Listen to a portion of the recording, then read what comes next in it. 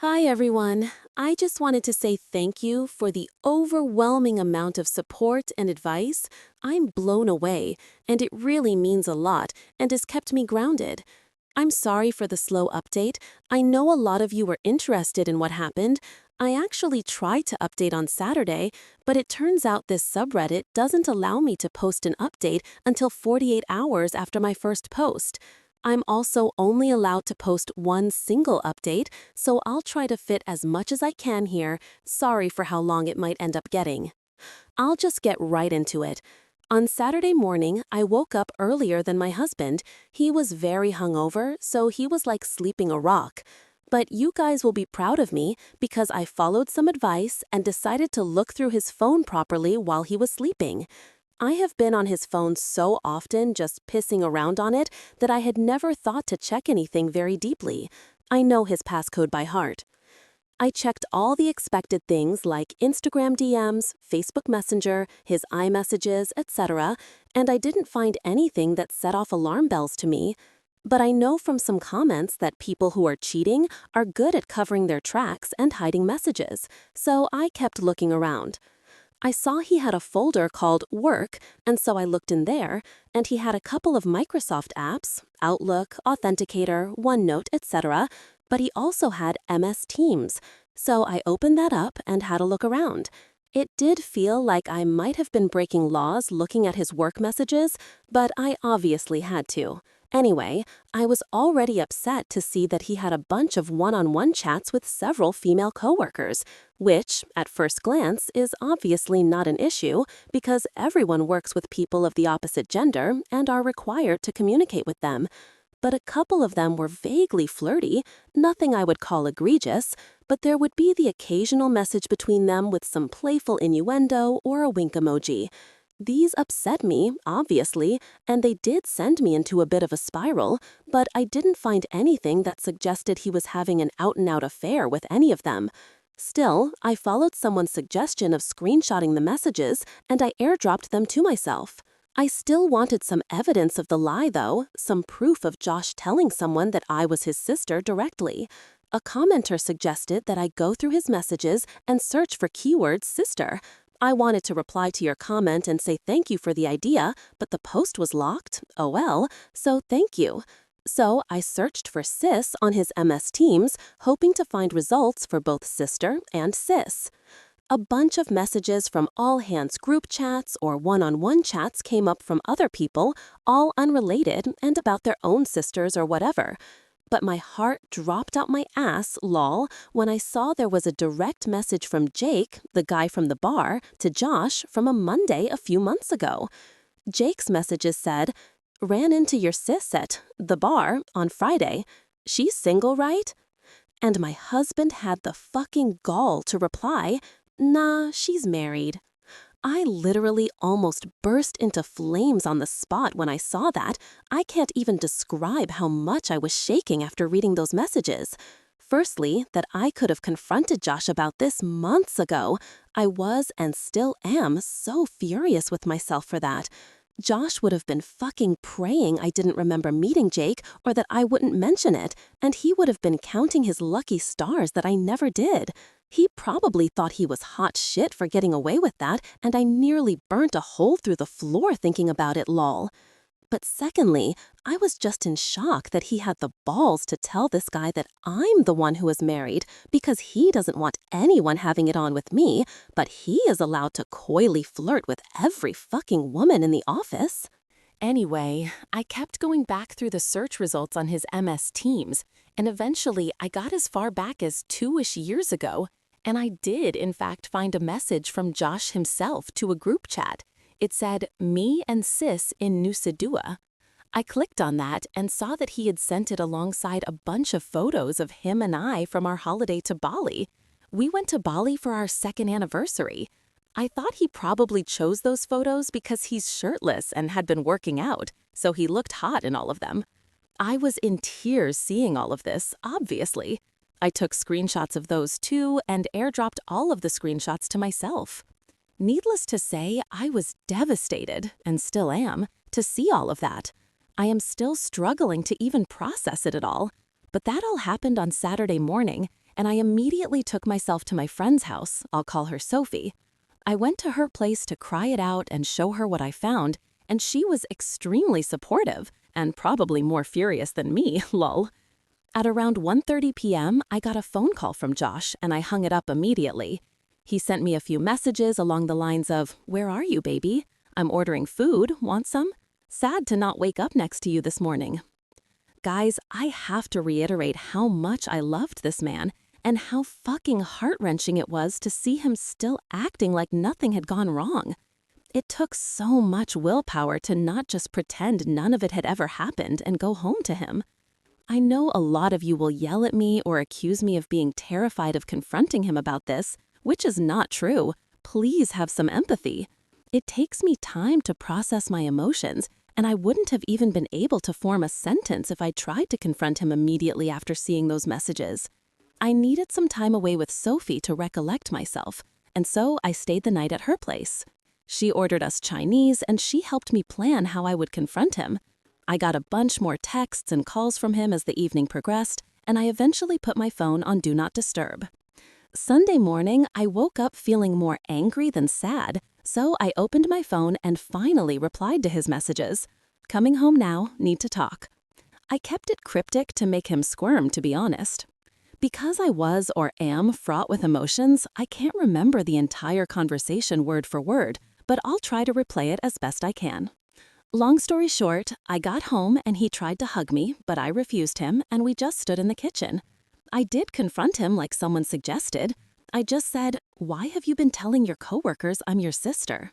I wish it would have been like a movie scene where the color drained from his face or he immediately looked like a deer in headlights, but he didn't. It was like he had been girding himself for this confrontation for a while because he just frowned at me and looked flabbergasted. He just said, "Huh?" This made me so angry. How are you going to pretend to be stupid after 3 years of lying? I basically said, "Don't play fucking dumb. 2 of your coworkers have greeted me as your sister, and I have proof of you telling them. And I know you're pretending to be single." Essentially, I asked him what he had to say for himself. He still played stupid. He became moderately defensive and just kept saying, "I don't know what you're talking about," or "Why would I lie about you?" I cannot describe how furious I was at this point, but I was in tears. I always cry when I'm angry. So he was trying to comfort me as if I was having some kind of irrational breakdown.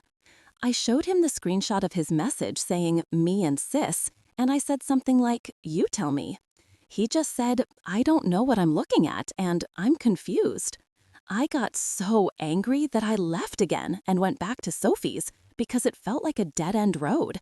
I didn't think I was going to get him to admit to anything, and I was just getting so furious I couldn't continue.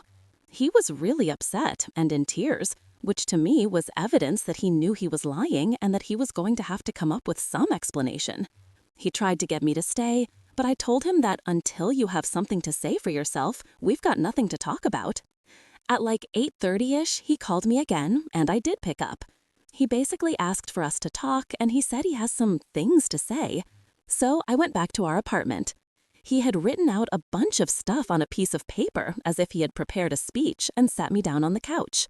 He asked me not to say anything while he was explaining himself. I'll write down the gist of what he said in bullet points. He started by apologizing relentlessly and admitting that he pretended to be stupid before because he couldn't immediately think of something to say for himself. He said that immediately after he started at his job, he realized the atmosphere was like a frat house. All of his team members were men in their 20s and 30s that were single and fuckboys, his word.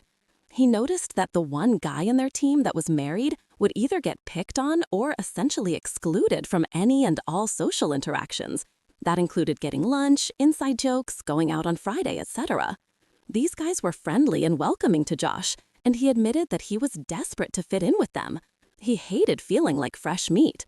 So he was scared that saying he was married would alienate him from his coworkers. And at first, just never mentioned that he was married.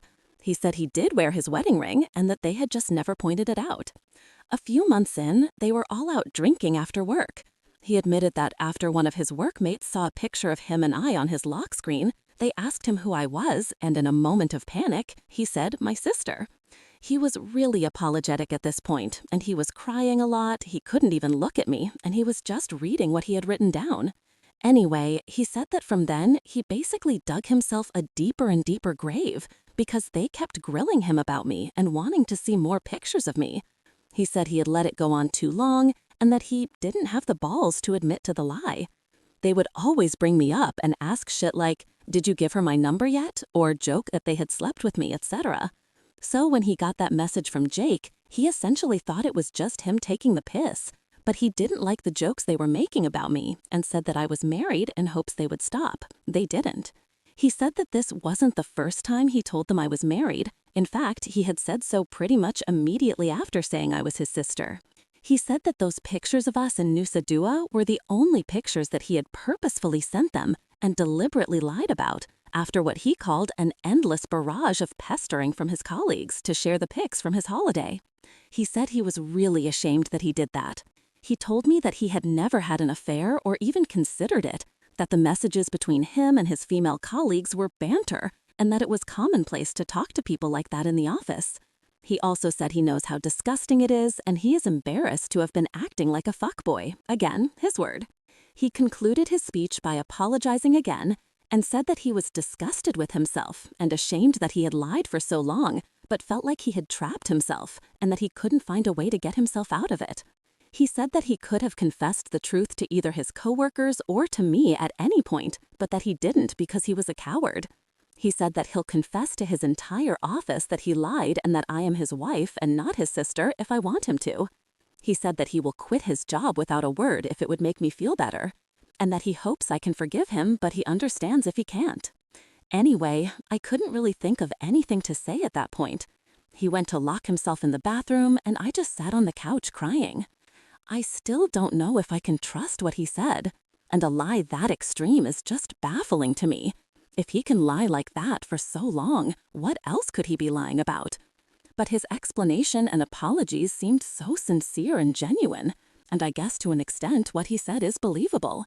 He has always been extroverted but very susceptible to peer pressure, especially from other blokes. If nothing else, to me, it's a sign of shocking immaturity.